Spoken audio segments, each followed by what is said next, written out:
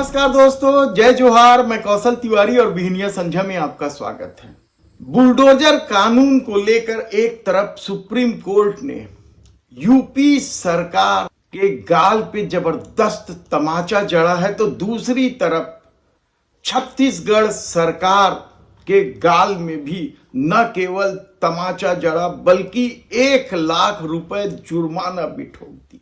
जनप्रतिनिधियों के प्रति शासन प्रशासन के व्यवहार को लेकर सुप्रीम कोर्ट ने कड़ा तेवर अख्तियार किया। दरअसल यह पूरा मामला सरगुजा संभाग का है, जशपुर जिले का है, जहां की एक सरपंच को सरकार ने आनंद फानंद में सिर्फ इसलिए हटा दिया क्योंकि निर्माण कार्यों में इंजीनियर, ठेकेदार और सामग्री की समय पर आपूर्ति नहीं हुई थी। और सिर्फ इसी बात पर उस महिला सरपंच को सरकार ने एक झटके में हटा दिया था। वह भारतीय जनता पार्टी की थी नहीं थी, यह एक अलग सवाल है। क्या सत्ता ने यह कार्रवाई सरपंच के खिलाफ सिर्फ राजनैतिक दृष्टि से किया था, यह भी एक बड़ा सवाल है। लेकिन सरपंच को सुप्रीम कोर्ट पहुंचने से पहले तक किस किस तरह की मानसिक प्रताड़ना से गुजरना पड़ा, किस किस न्यायालय और सरकार के दरवाजे खटखटाने नहीं पड़े थे। समूचा मामला बेहद शर्मनाक है, कहा जाए तो गलत नहीं होगा। सुप्रीम कोर्ट ने जिस तरह की टिप्पणी की है वह किसी भी निर्वाचित सरकार के लिए शर्मसार करने वाली है।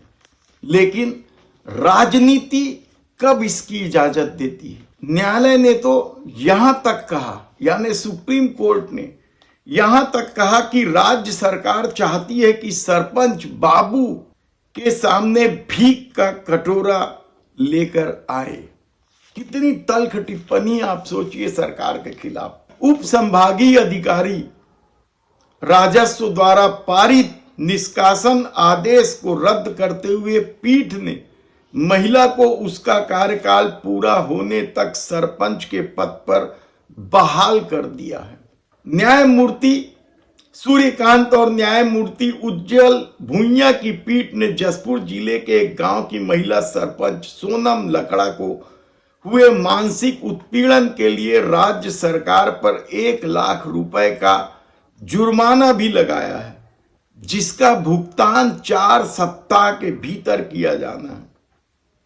पीठ ने कहा कि राज्य महिला को परेशान करने के लिए जिम्मेदार अधिकारियों से राशि वसूलने के लिए स्वतंत्र है।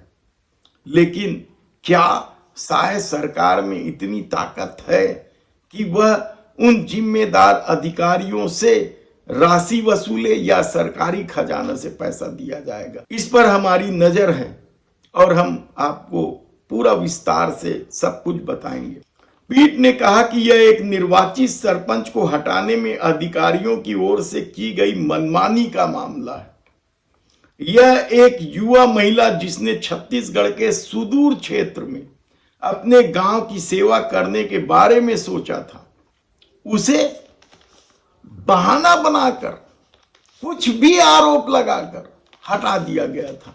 शीर्ष अदालत ने निर्माण सामग्री की आपूर्ति और निर्माण कार्य पूरा होने में देरी के कारण उस सरपंच के पद से हटाने के लिए कार्रवाई शुरू करने को बेकार का बहाना बता दिया। निर्माण कार्यों में इंजीनियर, ठेकेदार और सामग्री की समय पर आपूर्ति के अलावा मौसम की अनिश्चितता शामिल होती है और इसलिए निर्माण कार्यों में देरी के लिए सरपंच को कैसे जिम्मेदार ठहराया जा सकता है? इतनी तल्ख टिप्पणी है, यह हैरान कर देने वाली है। खुद विष्णुदेव साय की सरकार निर्वाचित सरकार है। आप सोचेंगे कि एक निर्वाचित सरकार दूसरे निर्वाचित सरकार को किस तरीके से बहाना बनाकर निष्कासित कर सकती है। लेकिन यदि आप 2023 के चुनाव परिणाम के बाद देखें तो बहुत जगह नगरीय निकाय का मामला हो या फिर ग्राम पंचायतों का मामला हो, सत्ता बदलते ही जिस तरीके का खेल शुरू होता है वह किसी से छिपा नहीं है। और जो लोग सत्ता की मनमानी के सामने नहीं झुकते हैं, उन्हें किस किस तरीके से प्रताड़ित किया जाता है, यह जसपुर जिले का मामला एक जबरदस्त उदाहरण है। ऐसे में अभी तक सरकार की तरफ से इस पर कोई प्रतिक्रिया नहीं आई है। देखना है कि आने वाले दिनों में सत्ता इस पर क्या निर्णय लेती है या कोई नया खेल खेलती है। लेकिन एक बात तो तय है कि उस महिला सरपंच को निष्कासित करने के मामले में सुप्रीम कोर्ट ने राज्य सरकार को तगड़ा झटका दिया है।